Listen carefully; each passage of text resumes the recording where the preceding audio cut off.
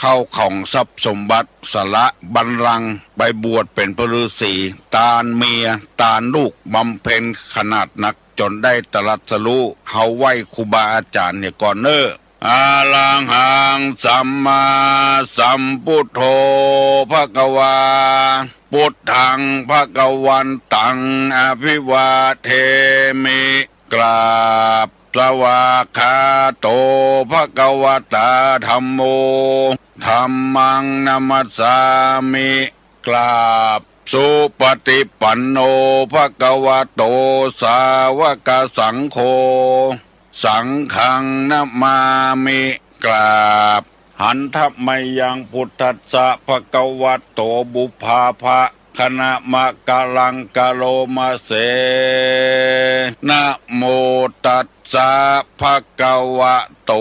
อะระหะโตสัมมาสัมพุทธัสสะนะโมตัสสะภะคะวะโตอะระหะโตสัมมาสัมพุทธัสสะนะโมตัสสะภะคะวะโตอะระหะโตสัมมาสัมพุทธัสสะ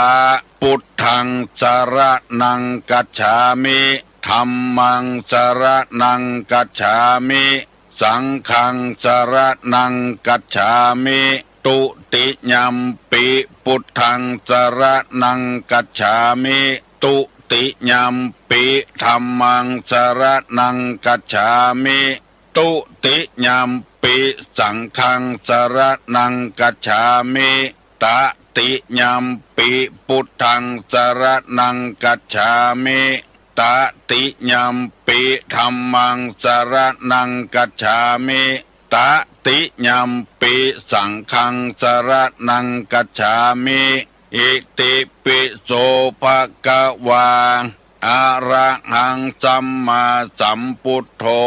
วิชชาจรณะสัมปันโนสุขโตโลกาวิทูอนุตตโลปุริสาธัมมสารถิสัทธาเทวมนุษสานังพุทโธภควติสวากขาโตภควตาธัมโมสันติติโกอากาลิโกเอหิปัสสิโกโอปนะยิโกปัจจัตตังเวทิตโพวินยูหิติสุปฏิปันโนภควโตสาวกสังโฆอุจุปฏิปันโนภควโตสาวกสังโฆญาญะปฏิปันโนภควโตสาวกสังโฆสามิเจปฏิปันโนภควโตสาวกสังโฆญาติตังจัตตาลิปุริสายุคานิอัฏฐาปุริสาปุคลาเอสาภะคะวะโตสาวกสังโฆอาหุไนโยปาหุไนโยทักขิไนโยอัญจลิกาละนิโยอนุตตลังปุญญเขตังโลกัสสาติกราบหนึ่งกราบสองกราบสามนะพ่อแม่พี่น้องทั้งหลายมีโอกาสได้ฟังก็ขอเชิญท่านทั้งหลายได้สดับรับฟังในโอกาสต่อไปแต่ขอมีครูบาอาจารย์นั้นมีสิ่งมีธรรมเมื่อถ้ามันมีสิ่งมันทำตัวอย่างที่เรากันลงหนังสือพิมพ์ก็ลงทีวีก็ลงข้าวประจำวันก็ลงผู้เจ้าตั้งใจคุณผู้ลูกศิษย์ข้าแล้วเอานั่งยางเผาเพราะว่าครูบาอาจารย์บยุติธรรมบ่เป็นครูบาอาจารย์แท้ด่าคนคนเดียวไปยกย่องคนอื่นโมนี้เป็นต้นวัตถุตามหลักศีลธรรมอันนี้เรียกว่าข้อที่18ข้อที่14ว่า ข้อที่17ว่าจะไปเหยียบเมื่อค่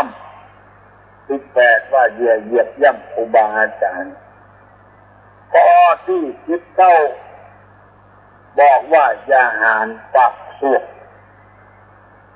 คือกรรมอู้ของคนมันแทนได้สี่อย่างหูเอาตัวไปตัวมันเพื่อเอาบอกจะดีจะไปตัดตัวตึงจังยังไงดีละเนาะอันเนี้ยมันเป็นอันตรายกับตัวเองตัวเจ้าตนที่ถูกลูกศิษย์ฆ่าเอายางเขาทับนั่งยางเผากับปักถูกทีเนี้ยแต่ด่าคนด่าเอาบางเรื่องมันไม่ใช่หน้าที่ของเราที่เราจะไปด่าแต่ตักไปเตือนให้ยังกระตามเถอะเอาแต่จะหน้าที่ของเราถ้าเป็นออกหน้าที่ของเราแล้วไปทันอย่างบางทีเป็นลูกศิษย์เหมือนกันเนี่ยลูกศิษย์รักเหมือนกันเนี่ยเจ้าบ้านเหมือนกันเนี่ยอันเนี้ยแล้วก็ไปตักไปเตือนหมู่เดียวกันแล้วก็ปากสวกใส่กันเขาไม่มีหน้าที่ในทางนั้นถ้าเขาเป็นพ่อเขาเป็นแม่เขาเป็นครูบาอาจารย์เขาอันนั้นพอจะว่ากันได้ถ้าจะเป็นอ้ายก็จ้างเป็นน้องก็จ้างเถอะเขาไม่มีหน้าที่ในทางนั้นคือคนหน้าที่ไปว่ากันปากคนนี้มันทำได้หมดติ้งต้อนประเดียวเนี่ยว่าแล้วว่าบ่ได้ว่าก็มีหารักฐานมาได้หมู่นี้เป็นต้นสิ่งเหล่านี้นี่ใครสอนกันมาได้ยังผู้ลงนำมาเสนอประเดียวเนี่ยเพียงแต่เอามาเสนอให้บ่ได้แต่สามารถที่จะให้พี่น้องทั้งหลายเนี่ยปากสวกได้ผู้รู้ตัวไปตัวมันเอานี่กรรมที่ว่าอย่าหานปากสวกคำว่าหานนั่นก็คือกล้าหานนั่นเองตัวไปจังไผอยู่ติดกันก็บ่ทุกข์บ่โล่งกันเพราะกรรมปากเราจะไปมีนักที่กันถึงที่ไหนพี่น้องญาติจ่าวงศาทั้งหลายที่เราอยู่นี่มันไม่ใช่เกิดขึ้นมาไปเขาอยู่ถึงวันเนี่ยไผ่อยู่มาแล้วกี่หมื่นกี่แสนคนแล้วจริงๆต่อไปไผ่ยังมาอยู่แดนเฮาแดนคนแบบนี้เฮาจะไปปากพวกกำปากนี่ในสิ่งห้าจะพึงมีว่ามุสาวาทาเวรมณีเว้นจากการพูดเท็จพูดส่อเสียดพูดคำหยาบพูดเพ้อเจ้อพูดเท็จนี่ก็หาความจริงจะได้มีผลว่าไปอย่างก่อนส่อพยานเอาหมอหนึ่งไปส่อหมอหนึ่งให้เป็นจังกันผู้เสียดนี่ก็คือด่าหมาด่าเป็ดด่าไก่ลวกแก่คนคุณอันนี้ว่าเสียดสีคือได้จังกันพูดคำหยาบคำที่หาสาระหาประโยชน์มาได้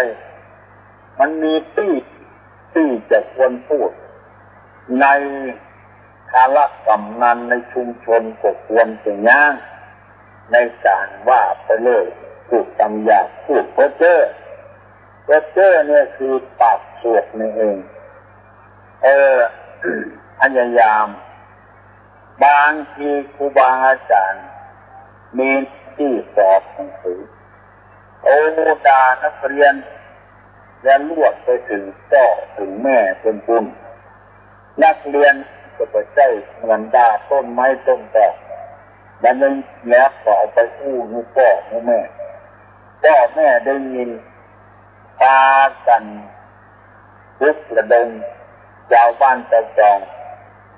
โดนด่าของคนทำควรลวกถึงพ่อถึงแม่นักเรียนก็ปวดร้อนใจ ทุกประโดมกันไล่ครูบาอาจารย์นี้ได้ดีเพราะคำปากของตัวเองจะออกไม่ออกบ้านเมืองเอาตึงวันนี้หน้าที่มันจะมีความสงบแล้วมันสงบก็ได้เพราะอันยังเพราะคำปากของคนนี่เองไปร้ายป้ายสีกันตลอดเวลาบ้านเมืองจึงเกิดความสงบขึ้นกันอย่างแต่ก่อนนี้ปกครองแบบสมบูรณาญาสิทธิราชนี่เอาบอกว่าแย่งคนไล่เอาคนมาเป็นทหารเอามาฝึกทหารเป็นทหารแล้วก็ต้องระวังตลอดเวลาทึกเหนือเสือใต้มาเดียวนี้ทหารอยู่ก็ได้เพื่อจะบ่มีการมีงานอย่างแล้วเพราะว่าบ่มีทึกเหนือเสือใต้เข้ามาเบียดเบียนกันเอาเมืองเขาก็อยู่ได้สบายตำรวจก็เหมือนกันทำไมต้องเดือดร้อนก็เพราะเหตุว่ามีคนอย่างเนี้ยสัตว์กันไปสัตว์กันมาจนพอก็ได้อยู่ดีกินดีใครปักเป็นใหญ่เป็นโตนั้นใครก็ได้เพราะกำหารปักลูกนั่นเองกล้าพูดกล้าอย่างออกมาคำเดียวก็โดนละมันหาหลักฐานมาได้อย่างว่าพี่น้องเอากำบ้านกำจองถ้าได้ยินฟังเสียงที่ลุงว่านี่แล้วเพื่อพยายามหักห้ามกำปากของตัวเนี่ยพ่อบางคนนี่ตั้งร้านอาหารต้องกินจับลำขายก็ถูกบ่มีไผ่ไปซื้อเพราะอันยังพระเจ้าของงานปากพวกผู้ลงจำเป็นต้องนิมนต์พระลูกวัดออกวัดไปหลายลูกแล้วเพราะว่าไปปากพวกกับเจ้าบ้านเจ้าจองเขาอาศัยต้องกระเปิ้นปากกระเปิ้นและไปปากพวกกระเปิ้นคนเดียวทำให้ทุกเจ้าถึงวัดถึงพระถึงเนินเสียดร้อนหมาที่เขาเอามาปล่อยแมวที่เขามาปล่อยจะมาได้กินเข้าแล้วเพราะคนเดียวจากศพพอตู้ลงได้ที่เขาใส่พลูนจะเลยนิมนต์นิมนต์ท่านย้ายวัดจะเตะอยู่ต่อไปจะทำให้ศรัทธาแตกแยกกันเนี่ยจะไปหารปักพวกดีเพื่อนม่วนจาวันหวาน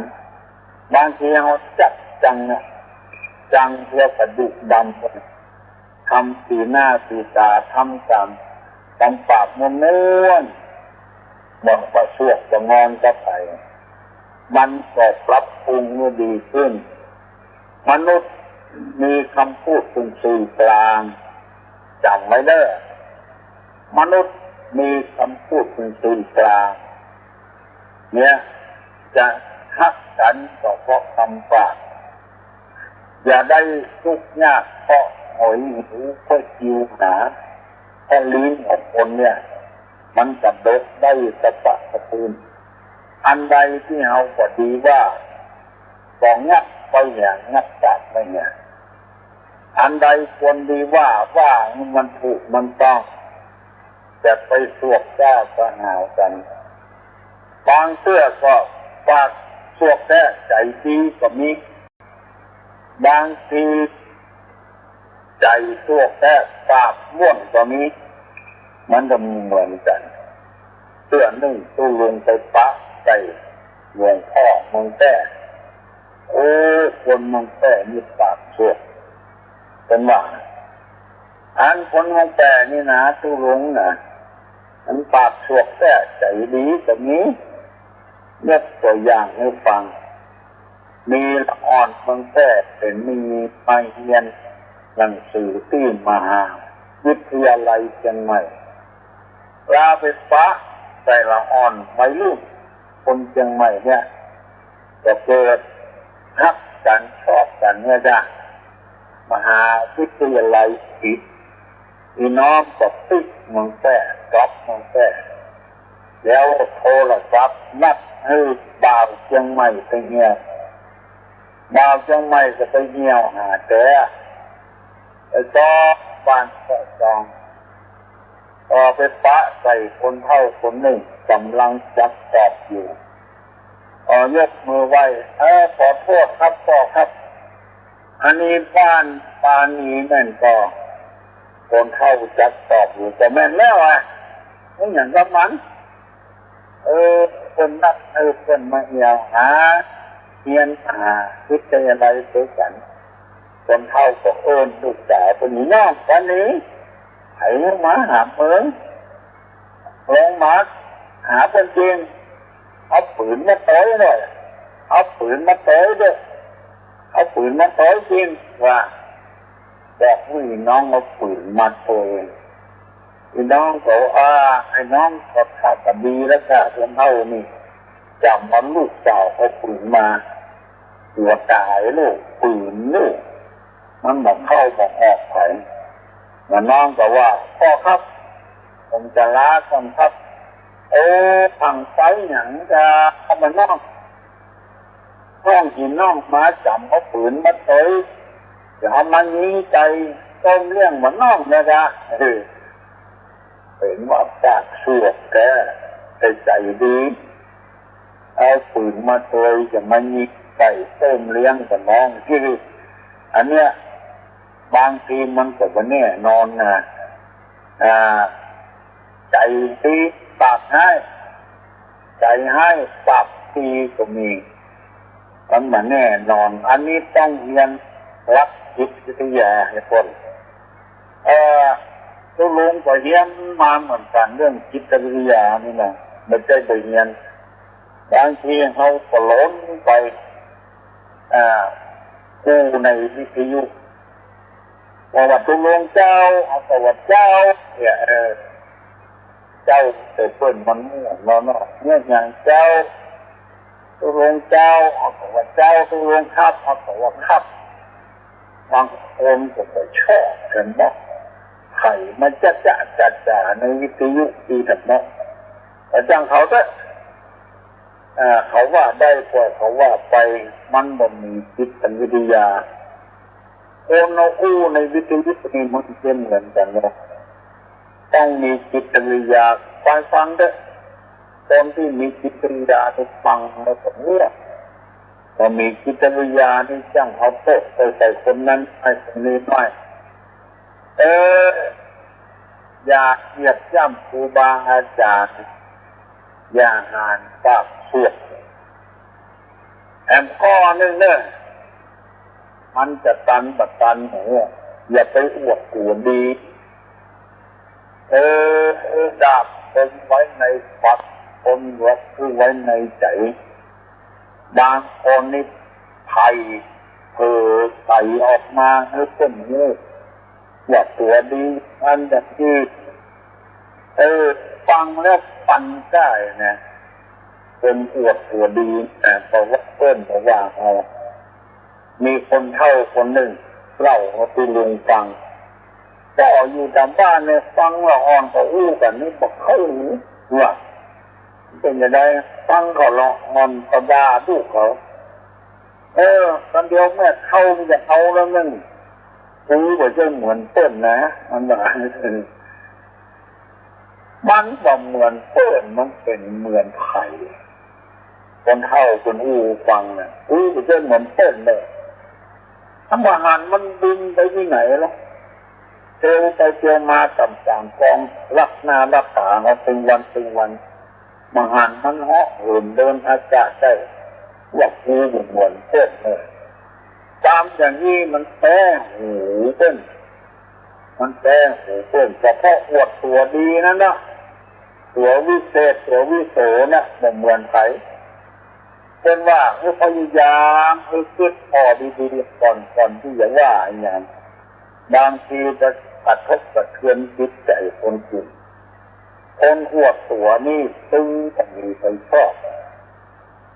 เพราะฉะนั้น ต้องมีความดีเป็นที่ตนต้องบวชจนที่บวชเอานี่ยังแฟนด้วยเอาบวชตัวเก่าเอานี่เป็นดินปากเข้าไปเพราะเอาบอกหันความบกพร่องของตัวเก่าหันแต่ความดีของตัวเก่าไปออกไปอวดหัวมีคุณงามความดีเชื่ออันเสียอีกพยายามกู้ก็ใส่จะได้อวดตัวเก่าอวดพ้นนักๆจะได้กู้ได้นิดเดียวสั่งหาคำที่ดีแต่ไปอวดตัวอย่าไปตกไปเสี่ยงอันเนี้ยจำบักเก่าคนหนึ่งว่าอย่าไปเหยียดย่ำครูบาอาจารย์จะหานปักพวกอย่าไปอวดใจดีอวดตัวดีอันนี้ฝากฝังไว้กับเจ้าพี่นายน้องทั้งหลายเมื่อได้รับฟังแล้วเอาอย่าได้แก้ไขปรับปรุงนิสัยตัวเก่าเอาจะมีภัยที่จะมาสอนตัวเก่าเมื่อดีกว่านี้ พ่อก็สอนมาได้แม่ก็สอนมาได้ครูบาอาจารย์ก็สอนมาได้ครูบาอาจารย์ก็จะสอนนู่นนี่นะอันนี้หลวกในตึงหลวกมาได้หูตัวเก่าว่าเป็นคนจะได้สอนมาได้นอกจากสอนตัวเองคือเป็นคนดีเป็นผัวดีเป็นเมียดีเป็นพ่อดีแม่ดีเป็นลูกที่ดีเป็นพระสงฆ์ครูบาอาจารย์ที่ดีเป็นพระสงฆ์พระเจ้าที่ดีคนเฮาถึงวันสมัยเพราะว่าคนเฮานี้มันมีกิเลสนักสิ่งที่ชวนใจชวนตาชวนหูมันนักคนเฮาจริงแบบได้มองความดีของตัวเพื่อนมองแต่แง่ร้ายอยู่ตลอดเวลาบางทีเพื่อนดีแท้ตัวก็ดีก็คิดว่าเพื่อนกับผัวนั้นเหมือนกันอย่างนี้เป็นต้นจริงๆนะเพื่อนโตไผ่บงอย่างที่เขาว่าเพื่อนเอาพ่อสอนเพื่อนเอาพ่อคุณสอนรถไปโรงยาที่เป็นต้นนะที่ตัวนี้ผัวเท่าหรอวะอันเนี้ยคิดใจตัวเองเป็นจะเดาคนนึกว่าเป็นอย่างนั้นจะอ่านปากพวกจะอวดตัวดีพยายามให้คนดีนักเอานี่คนเดียวคนเดียวเอาเป็นจะรู้ตัวคนเดียวเพราะมันจึงเป็นความจริงอย่างที่เขาว่ามันใช่ความผิดความพลาดบางทีเอาผมย้อมเข้าไปนั่นจัดนักเอาหูเอาแต่เขาเนี้ยมันเตื้อมันหนีสักน้อยเขาว่าเอาเป็นท่านเป็นที่แบบนี้เขาจะไปติดตัวเป็นแต่ก็ไม่ได้แต่เมื่อจะเป็นหลงอำนาจอวดตัวเก่านักขึ้นพอออกไม่ออกเหลือเวลาแค่9 นาที053 121 222 053 121 222ใครมีความสงสัยอันใดให้อู้กับผู้ลุงให้ถามกับผู้ลุงอย่างที่มีปัญหาเคยถามมาว่าหมาเมื่อกี้ในบ้านจะเนี่ยจะได้ แล้วก็แมวหายอยากน้ำให้มันจะได้กินก็จะได้กินก็ดีเต่าเข้าบ้านเนี่ยจะได้แต่มันจะเป็นจะได้ก็ดีวันนี้ถามกับผู้ลุงก็ตอบไปเป็นลายของไม่ได้อยู่ดีมีทุกข์อันนี้มันสัญญารับดีปัดดีเนปัดดีดีโยยละกันโตสัพพะโลโกวินัสตุมาเตภวะส่วนกะลาโนทุกขีที่กานุโภภวะอภิวาทานาทีริกานิจังสุตาปุจจาโนจัตตาโลกธรรมาวัฏันติอายุวันโนสุขังภะลัง